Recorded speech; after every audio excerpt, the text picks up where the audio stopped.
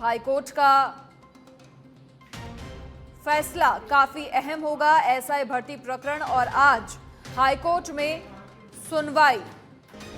आपको बता दें, मुख्यमंत्री भजनलाल शर्मा जब विदेश दौरे पर थे तो इस मामले ने तूल पकड़ लिया था। दो धड़े हो गए थे। एक धड़ा लगातार ये मांग कर रहा था कि भर्ती परीक्षा रद्द होनी चाहिए और दूसरे धड़े की मांग थी कि भर्ती परीक्षा रद्द नहीं होनी चाहिए, क्योंकि जो लोग जिन्होंने वाकई में ईमानदारी से मेहनत करके सिलेक्शन लिया है उनका भविष्य अंधकार में चला जाएगा। जैसे ही मुख्यमंत्री भजनलाल शर्मा वापस लौटे, मामला शांत हो गया और अब आज हाईकोर्ट का फैसला, प्रदेश सरकार के फैसले पर भी उसका असर हो सकता है। आज नजरें टिकी हैं सभी की हाईकोर्ट के फैसले पर।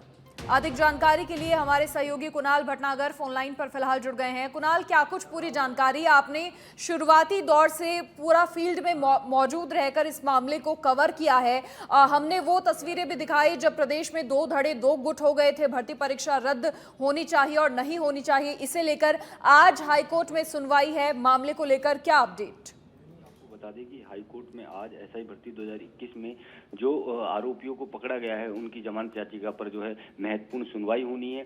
इस सुनवाई पर इसलिए सभी की नजर टिकी हुई है क्योंकि आप हाईकोर्ट का क्या फैसला होता है, क्या जमानत दी जाती है आरोपियों को या फिर जमानत नहीं दी जाती है। क्योंकि अगर जमानत मिलती है तो कहीं ना कहीं जो यथावत रखने की मांग को लेकर प्रदर्शन कर रहे हैं, इस भर्ती को रद्द नहीं करने की मांग कर रहे हैं, उनका जो दाव है वो मजबूत होगा। और अगर इनको जमानत नहीं मिलती है तो जो इस भर्ती को रद्द करने की मांग कर रहे हैं उनका जो पक्ष है वो मजबूत हो जाएगा। हमने जिस तरह से देखा कि 29 फरवरी को जगदीश बिश्नोई को गिरफ्तार किया था जेईएन भर्ती मामले में, उससे पूछताछ में कई जो है इस भर्ती को लेकर खुलासे हुए, सब इंस्पेक्टर भर्ती को लेकर खुलासे हुए और खुलासे के बाद एसओजी ने इस मामले में लगातार गिरफ्तारियां करना जो है शुरू कर दिया। 70 से ज्यादा गिरफ्तारियां इस पूरे मामले में हो चुकी हैं। और जिस तरह से सामने आया कि व्हाट्सएप पर पेपर यूनिक बाम्बू, इसमें कई लोगों पर जो है इनाम भी घोषित किए गए। जो इनामी बदमाश है अभी तक जो है वर्षा बिश्नोई और 2-3 ऐसे नाम है, गोपाल सारण, जो अभी एसओजी की गिरफ्त में है। लेकिन कई ऐसे नाम है जिनको अभी जो है एसओजी नहीं पकड़ पाई है। जी। जब इनको पकड़ेगी, क्योंकि आज ये महत्वपूर्ण सुनवाई, अभी 16 नंबर केस है और जल्द इसमें हाईकोर्ट में सुनवाई होगी और सुनवाई में क्या कुछ फैसला होता है उसकी प्रदेश भर के जो युवा हैं उनकी निगाहें टिकी हुई है। कुणाल, इससे चुनौतियां कितनी बढ़ जाएंगी? क्योंकि देखिए, जैसे ही ये पूरा मामला तूल पकड़ा था और इंतजार हो रहा था सीएम के वापस प्रदेश लौटने का, उस समय कहीं ना कहीं एक बड़ी चुनौती थी कि इंसाफ आखिर किसके साथ होगा।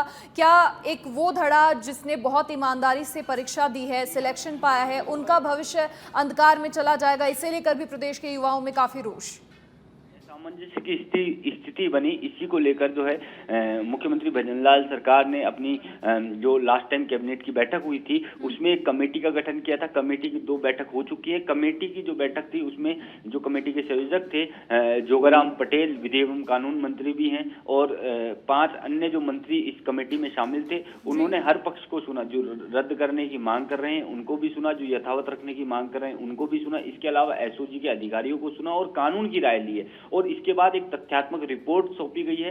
तथ्यात्मक रिपोर्ट अब मुख्यमंत्री की टेबल पर पहुंच गई है, क्योंकि पहले ये कयास लगाए जा रहे थे कि मुख्यमंत्री विदेश दौरे से लौटेंगे तो इस भर्ती पर जो फैसला है वो संभवतः आएगा। लेकिन क्योंकि अब उपचुनाव भी हैं प्रदेश में और इसका जो असर है, इसके फैसले का असर, सरकार जो भी निर्णय लेती है उसका साफ तौर पर जो असर है वो उपचुनाव पर दिख सकता है। इसलिए अभी ये जो पूरा मामला है वो ठंडे बस्ते में जाता हुआ दिख रहा है और अभी इस पूरे मामले पर सरकार की किसी भी तरह की प्रतिक्रिया नहीं है।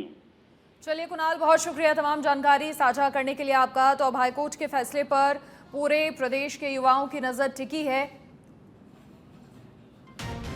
लगातार सभी के जहन में एक ही सवाल, एसआई भर्ती परीक्षा रद्द होगी या फिर रद्द नहीं होगी? युवाओं का भविष्य जुड़ा है और आज फैसले का इंतजार।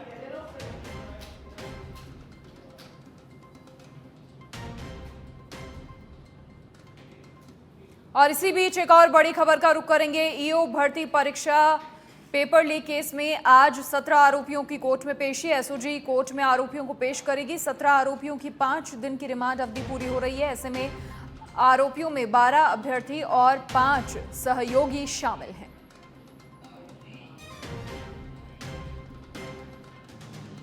आज 17 आरोपियों की कोर्ट में पेशी होने वाली है। आरोपियों में 12 अभ्यर्थी और 5 सहयोगी शामिल हैं। एसओजी आरोपियों को कोर्ट में पेश करेगी।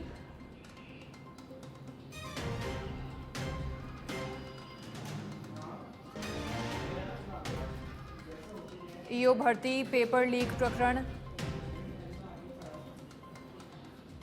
17 आरोपियों की 5 दिन की रिमांड अवधि पूरी हो रही है और ऐसे में आज कोर्ट में पेश किया जाएगा इन आरोपियों को।